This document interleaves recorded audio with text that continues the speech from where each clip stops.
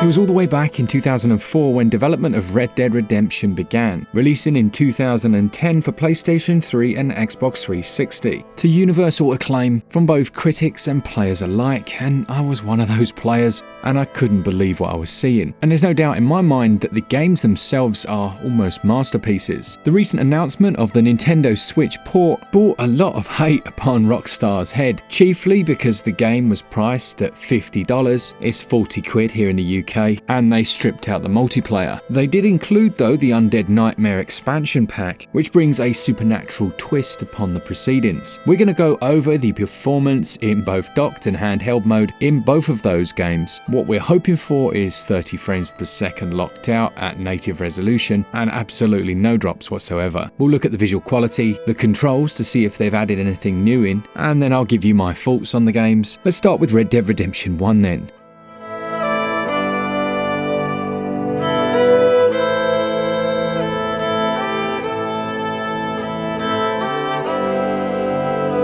That initial train scene is a good place of comparison between a build of the original game and what we have today. There has to be something said for clarity and the impact it can have on the experience. Now running at native resolution, it looks significantly sharper, and in a game like Red Dead, target acquisition at range is actually fundamental to some of the gameplay moments, so it's nice. As for the image quality itself, despite resolution, there won't be much change here. It is another area where the resolution will have an impact though. Looking at character shadows, we can see parity between the two versions.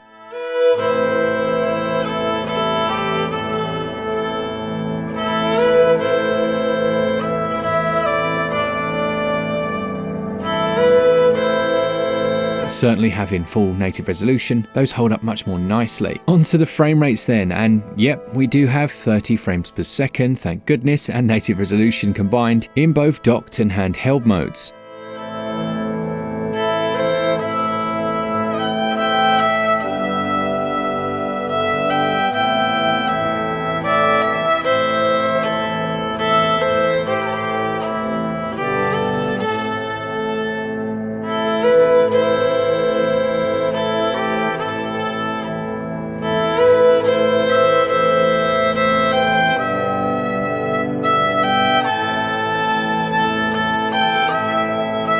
The frame pacing is very good, as in fairness it was by the end of its life cycle on the other platforms. You won't see any hitching or stuttering, and Red Dead more than holds its own on Switch. Not looking too bad at all for something that's over a decade old. I did wonder if we'd see any anti-aliasing introduced or at least tweaked, but I see no difference there between the original and now. It's not bad, but there are a few jaggy edges. Having said that, I'd rather a couple of those and a much clearer image quality. You'll have to remind me if Red Dead was pre-post-processed anti-aliasing, but I always found FXAA to introduce much more blur than was the benefit of reducing those edges. Texture quality looks surprisingly good, from that introductory cutscene to the view down the street past the bar. Once again, they're not improved textures as far as I can see, it's simply being native resolution making all the difference. I could be wrong on that, and maybe they did do something, but I don't think so. The lighting engine here is still quite impressive, with global illumination techniques, things that are standard these days such as God rays, various particle effects for things like smoke, dust, fire and explosions. Artistically speaking, it's quite beautiful. It had a full day-night cycle as well as weather system, including rain, fog and storms, but some of the most impressive aspects were the physics, as well as the animations. Things like hair movement, cloth, based on the wind and the direction the character was walking. These were the details we didn't notice in isolation, but that came together to create something that was very special. The vegetation and foliage has held up. It does look dated, particularly if you've played the more modern Red Dead Redemption game, but reflective surfaces and water in particular still hold their own. Actually, one of the most groundbreaking systems in Red Dead Redemption was the wildlife and ecosystem. It has nothing to do with this and visual quality, but I just found it so interesting back in the day that they'd put that much work into the tertiary elements of the world. But you did notice it when you're out hunting and you see these packs of animals, or you see one hunt the other. Yeah, good times, good times. If we take a closer look at the handheld performance, there were many of us that just wanted to play Red Dead in handheld, and it is a great way of doing so. Shrinking it all down to that screen, it looks fantastic. As for audio and sound quality, well, I don't see any issues here. I can't hear any major compression with environmental ambience, the wildlife and the nature sounds, and the rhythmic sound of the horses' hooves thumping on the ground. It all just sounds as good as I remember.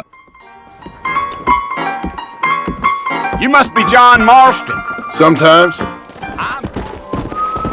Come on. Easy now. Come on, boys.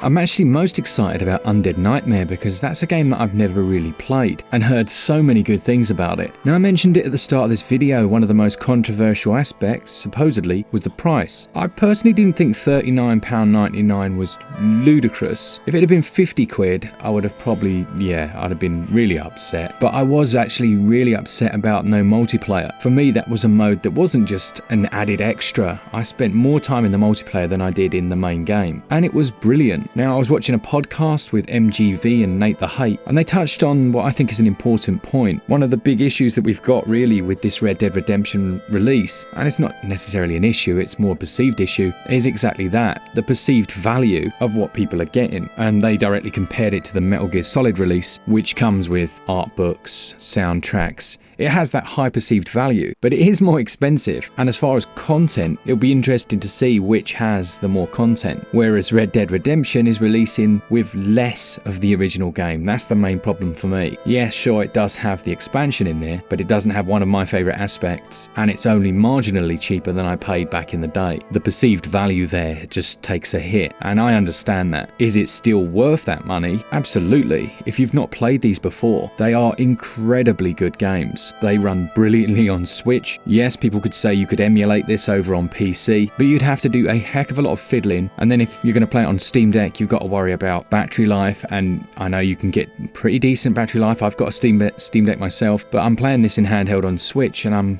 getting 4 hours on my OLED. It's not heating up massively, and the Switch doesn't sound like it's going to take off. I mean, granted, if you're going to play it on an OG Switch and overclock it, then you're going to have a different experience, but let's be honest, we all want to see if it can run at 60 FPS. Do it for the people, MVG. The cheapest way to get this already is physically. The pre-order here in the UK at Shop 2 is £5 cheaper, so it's 13% off around about. You can pick it up for about £34.15. And then that's heading more towards where I think they should have potentially launched this one. 30 quid would have been the sweet spot. Still, I bought it the second it released. They're two of the best games I've played in my life, and I'm going to happily play through them again. If it upsets you that I enjoyed it, I don't really care that much, to be honest. But for those waiting for sales and things, it's worth waiting for. Performance is very good, it runs really well, and it has been a joy to jump back in. Thanks to all of you that enjoy this type of content. Hopefully it's been of some use. Let me know in the comments what you thought of it, and if you'll be picking this one up, or if you're very upset about Rockstar, etc, etc. I'll be really interested to hear the different takes. But it's absolutely worth waiting for a sale if that's what you're going for. Thanks to our Patreons, our members, all of you that enjoy the content. Remember, it is just Glen and I. There's no big company behind the scenes, so we really do appreciate your support and you clicking and pressing all the buttons. Thanks, and for all things Switch, all the time, keep it Switch up. Cheers, guys. See ya!